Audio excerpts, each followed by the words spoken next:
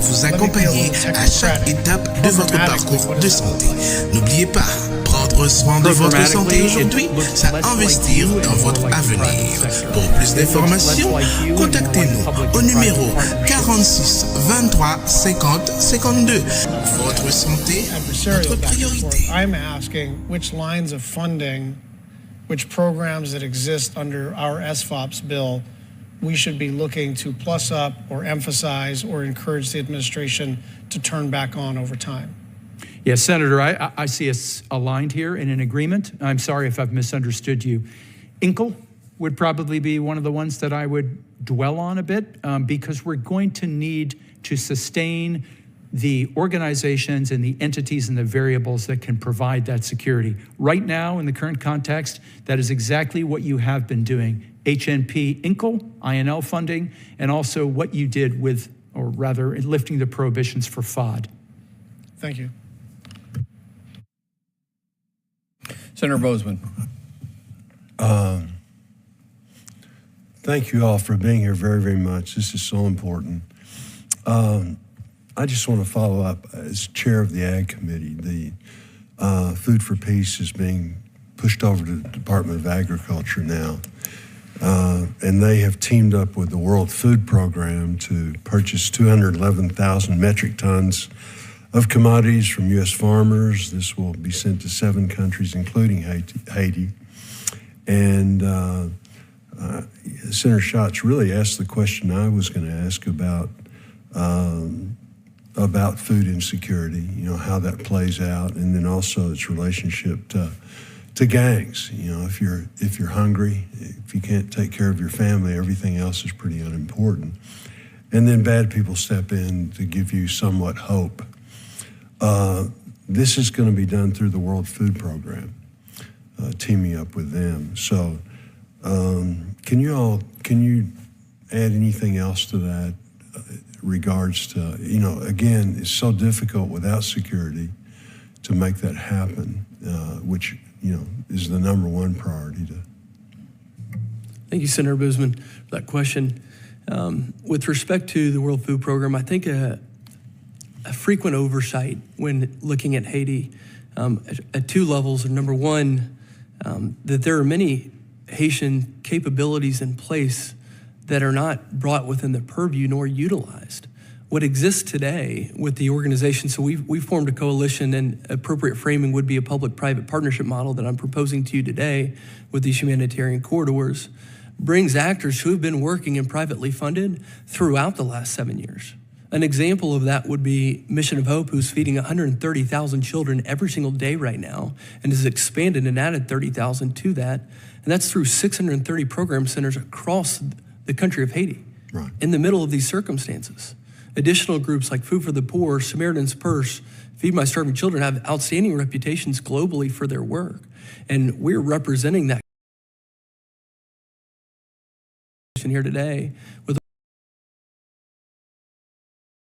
can be far more cost effective in its response and its capability because it has far deeper cultural understanding of Haiti. It's far more adaptable, and it should absolutely be held accountable to defined outcomes.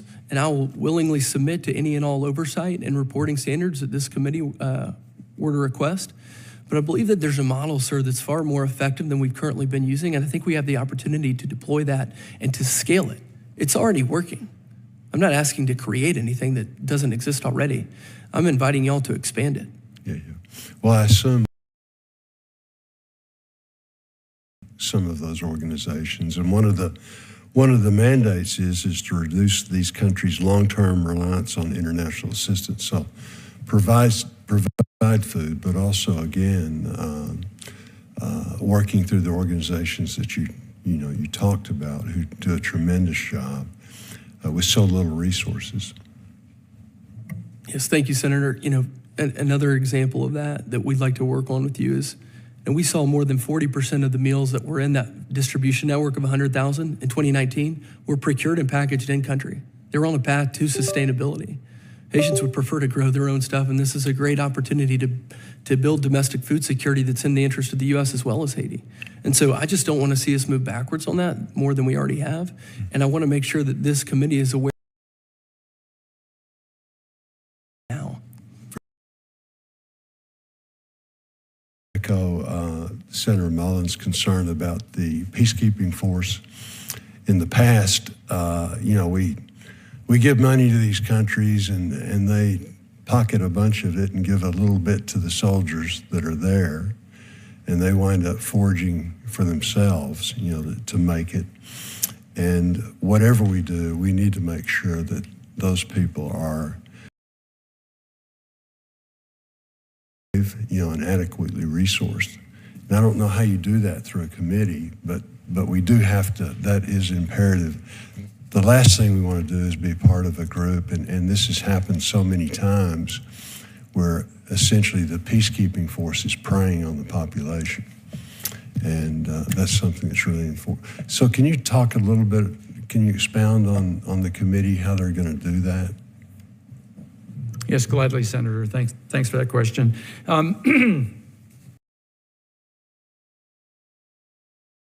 So pathways are vetting. On the screening sense, in terms of the forces who are coming to be part of the GSF, or those that we are bringing together, we have self-screening that's required in accordance with, mind you, another important thing to note here is, I need to step back a second. This is not a peacekeeping operation. Just important to note that doctrinal difference, certainly when we talk about any of these forces, and particularly in the UN context. We have self-screening that these countries must perform before they can declare that their troops are ready to deploy. And they have to follow, although this is not a PKO standard for pre-deployment training, PDT. Additionally, when they arrive in country, they're going to go through a 2+ week induction.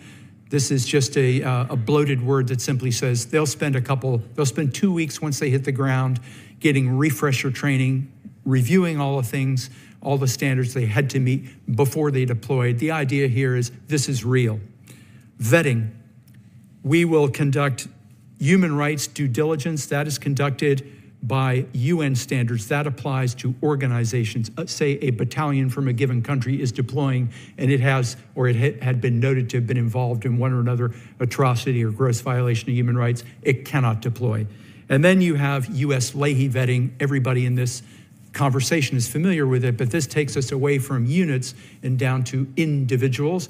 And provided the United States government has any record whatsoever, classified or unclassified, about a person and their participation or an allegation of their participation in an activity like this. So again, 2 pathways, vetting and screening.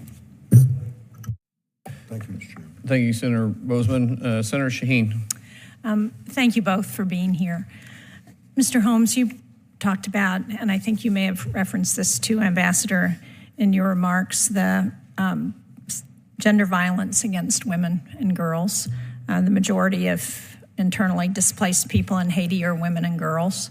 Can you speak to the humanitarian efforts that are focused on women and girls? Senator Shaheen, thanks for your attention in this matter.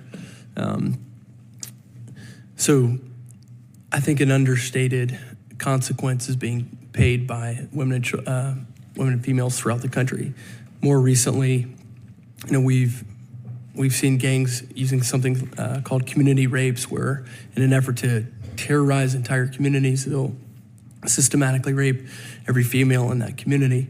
In October, we saw 42 murdered as a part of that, many former staff members from my team.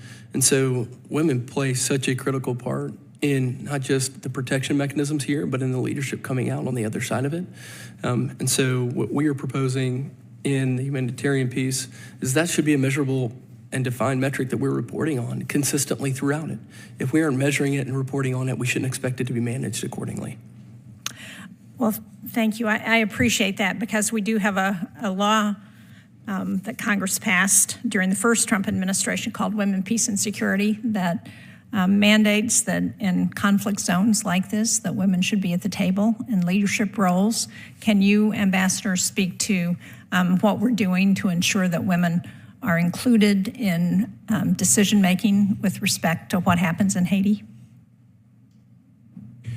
Senator, let me make a first point, if I might, about the importance that you just heard stressed from Austin. The fact is that, yes, what we see is this heinous activity. It's been well chronicled, well reported. And I would stress once again, this is precisely why the paramount concern of our policy is attaining security and stability. In terms of women in various roles in government, we work with the Prime Minister and his cabinet before we had another configuration until 72 hours ago. We are continuing our conversations with this Prime Minister and his cabinet. The achievement that they're looking for is they want to bring Haiti into an era where it can be, in fact, representative of its people. I don't want to overstate this and put this into glowing Jeffersonian terms. That is not what is going to be happening in the immediate future. But I do want to say that these conversations, all of us, they and we, are eyes wide open to how they look will matter and who brings what skills to bear in terms of dealing with a society that is not exclusively male. Well, put that in terms that my constituents can understand. That is not diplomatic speak. Because I would point out, and I know you both know this, that societies that empower women tend to be more stable. Women contribute more to their communities, to their countries generally than men do in terms of monetary contributions as well as volunteer. So say that again in language that is street speak that people will understand. Senator, women already run a lot of Haitian society. They run a lot of the commerce, and they run a lot of the institutions. I don't mean merely in the household behind closed doors. That's already taking place. That's a longer conversation about sociology and who are Haitian people, but that's already built into the warp and woof of a lot, with exception to the armed forces. I don't think we can say that that's true there right now, and not in the Haitian National Police. That's not true there right now. And so what are we doing to encourage inclusion of women in the decision-making? You talked about the current state of governance affairs based on the resignation of the council just 72 hours ago. So how do we see that playing out? What are we doing to try and ensure that there is a stable governance piece along with the security piece? One of the key problems in Haiti, and not unique to Haiti, by the way, has been the fact that they have a government that's out of touch with, they have had a government that was out of touch with its people and out of touch with a lot of other things. I would like to think that the fact that the points you're observing, the issues of women in society, all the variables that you've noted, I know for a fact that the Prime Minister is awake to that. I'm citing him because he is the head of government now. We don't have a separate head of state. I can't walk you through the particulars of his cabinet yet. That is in the process of changing. But I can assure you that the U.S. Embassy on the ground, we are in regular conversation with them multiple times a day about any number of issues. They are, like all governments I've dealt with throughout my career, enormously sensitive to how they are perceived in Washington, and emphatically so right here inside the U.S. Congress. It matters to them enormously. They are watching this testimony. They will be parsing every word of it. And so your questions have communicated volumes already. Thank you. Thank you, Mr. Chairman. Thank you. Senator Murphy. Thank you very much, Mr. Chairman. Thank you both for day work. Which makes the recent disclosure that there are several hundred private military contractor personnel from a company called Vectis, owned by a Trump affiliate, a Trump ally, Eric Prince, apparently in the country today. We have been pretty careful about having American private military contractors in conflict zones, American mercenaries. I just want to ask you, what do you understand right now is the role of this particular company, Vectis? What are these 200 personnel doing? What level of coordination do you have with them? And are there other companies on the ground other than Vectis, private military companies, that are being contracted by the police force or by the Haitian government? Senator, it's important in the case of the PMC, the private military contractors on the ground, that we all understand the same framework, and that is that that contract is between the Haitian government and between them and the private military contractor. The monies, the revenues being used to pay for it are Haitian revenues. The point is, this is a decision the Haitian government made. This is not a U.S. contract. I just want to make that crystal clear at the outset.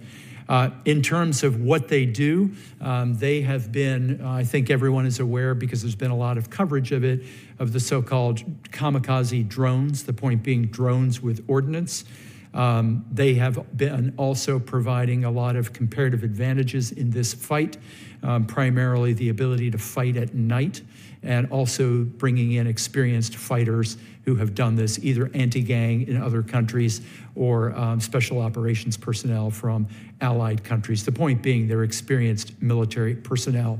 And that's where we need to understand that what's going on in the ground is not analogous to what we saw, say, with Mayor Giuliani in New York in the late 80s, where there was a gang problem and the idea was let's fix cracked glass and hand out more jaywalking tickets.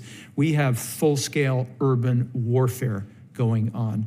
And so what the PMCs have been doing is bringing in people who have experience in precisely that element, which is urban combat operations. So let me ask you this. The reports are that Vectis drone strikes, again, this is an American company, operating drone strikes inside of Haiti, has killed 559 people and 11 children. This is an American company. We've been very careful about introducing American forces into Haiti because of the blowback that it has had against America's reputation and our interests in the region. But this is an American company that is killing hundreds of people. Under the Arms Export Control Act, the State Department is required to license the export of defense articles or military services. So did the State Department issue a license to Vectis Global to export defense services to Haiti? The State Department has issued licenses for anyone who meets the law in terms of the regulatory and statutory policies that apply. Well, but just answer my, I respect you, but answer my question. Yes. The State Department has issued a license. Yes. So were you involved in the issuance of that license? No. Can you speak to the consideration given for the indictments brought against the prior companies run by Mr. Prince for violating arms exports, for the massacre that happened under his leadership in Iraq? This obviously should have relevance to whether this company is allowed to operate in Haiti and whether there will potentially be blowback against the United States, as there was with respect to Mr. Prince's other private military companies operating in other conflict areas. Senator, you will respect that I cannot use this opportunity to indict Eric Prince or any of his various companies. Also, any licensing that's done, I'm going to have to refer you to the Political Military Bureau at State Department because that's their area of expertise and responsibility. It doesn't happen through the U.S. Embassy. However, I will offer you a counterfactual. Can you imagine how the situation with regard to security and stability would be different if we didn't have people with experience contributing to this fight on behalf of the Haitian government? I can assure you that if we didn't have people who brought the expertise to it, to be able to fight at night and to be able to introduce other variables into this equation, the whole situation, and one mentioned by several of your colleagues here, state collapse, we would be much closer to that nasty precipice than we are at the moment. So let me be clear, I don't carry a torch for this outfit, but I have to offer you my best professional counsel, which is precisely that, which is that we would be in a situation that is that is much worse than we're in at the moment. Well, with all due respect, that is the argument that was made to us regarding the presence of Blackwater inside Iraq, that we would not be able to maintain security without them, and that we were naive to criticize the presence at that scale of a massive American military contractor. It ended up in the massacre of Iraqis, which severely damaged our ability to carry out our mission inside that country, provided impetus for the rise of a dangerous terrorist group that ended up killing of civilians and draining the American treasury. So I hear your caution, but it sounds eerily familiar to one that got us wrapped up into a dangerous, long conflict in the Middle East. I hope that as our point man on the ground, you are careful about expanding the role of any private military contractor that ultimately, whose actions are ultimately going to accrue not just to their reputational detriment, but to ours as well. Thank you, Mr. Chairman. Your points are acknowledged, Senator. Senator Murphy, I understand your point of view. I am not here to debate you at all, but I think you're exaggerating what took place to some degree in Iraq by saying a severe massacre which led to the long-term stability. What took place from someone that comes from somewhat of that world. But I do respect your opinion and what you're trying to get to. Ambassador Wooster's right. What's our options? Who are we going to put in place? Are we going to commit troops to it? There's private contractors that have been put in place through almost all of our recent conflicts we have had because of certain restraints we may put on ourselves or certain things that we need assistance with because we just don't have the personnel to do it. But they all should be held within reasonable liability and responsibility that represents the nature that the United States represents. Let me just give, Mr. Chairman, let me just give you credit for having this hearing, right? Because this is an appropriate opportunity to talk to the administration about an issue that, we may have differences of opinion on, but are important questions of American foreign policy. So thank you for convening the hearing so we can have this discussion. Right, absolutely. How long has Eric Prince been working in Haiti? Senator, I'm not sure. Again, that contract is with him and the Haitian government. I don't know the answer. Right, but it's way before this current administration. Again, I can't give you a dispositive response. I asked Mr. Holmes, who also is the CEO of Caribbean Security Group, because I know we've had this conversation. Eric Prince has been working in Haiti for how many years now? I can't speculate. I think it's somewhere around a year. Okay. So a question that I do have for maybe both you guys, I'd like both y'all's opinion on this because I think you come from a different perspective. Which countries exert the most influence in Haiti, both positive and negative, and what role is the PRC playing in this?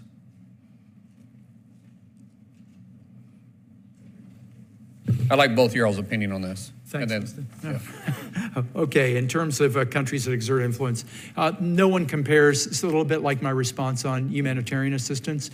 Nobody compares in terms of influence on Haiti.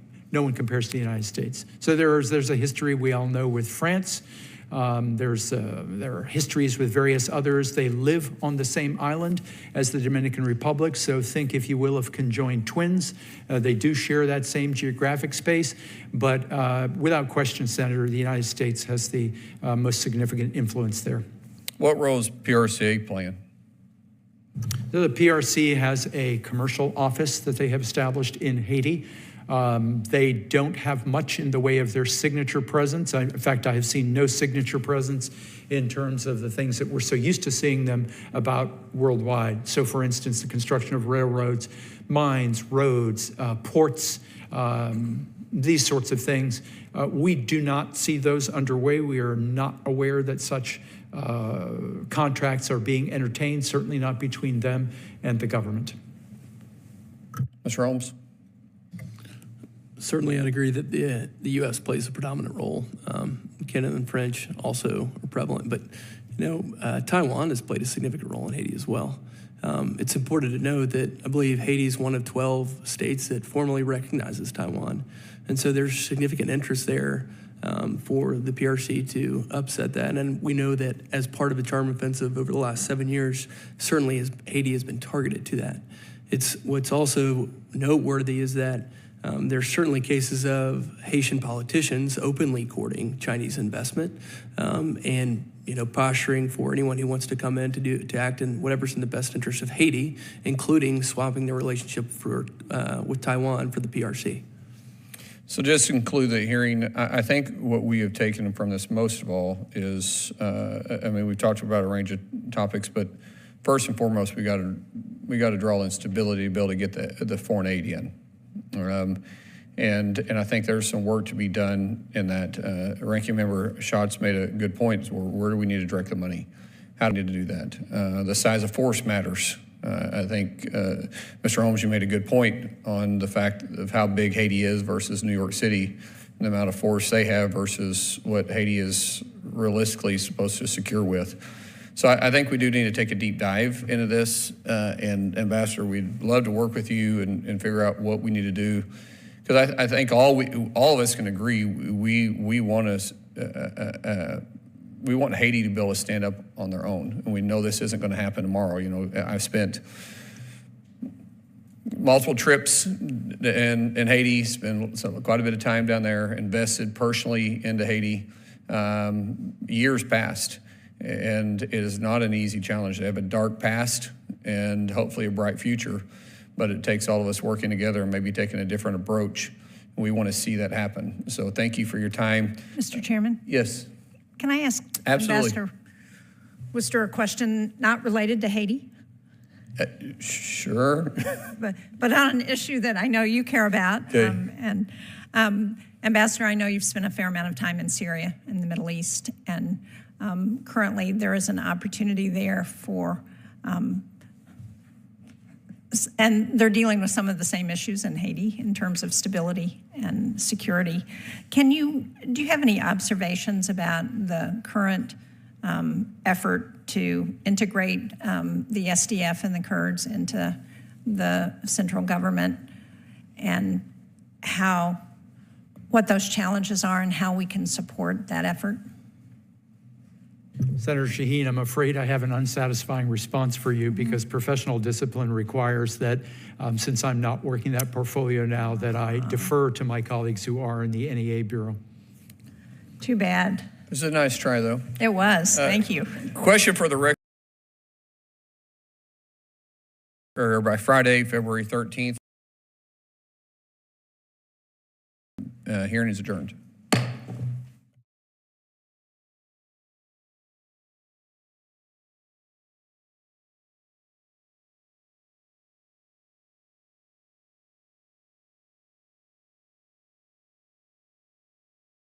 Vaccination, planning familial, gynécologie, accouchement, ECG, ORG. Notre équipe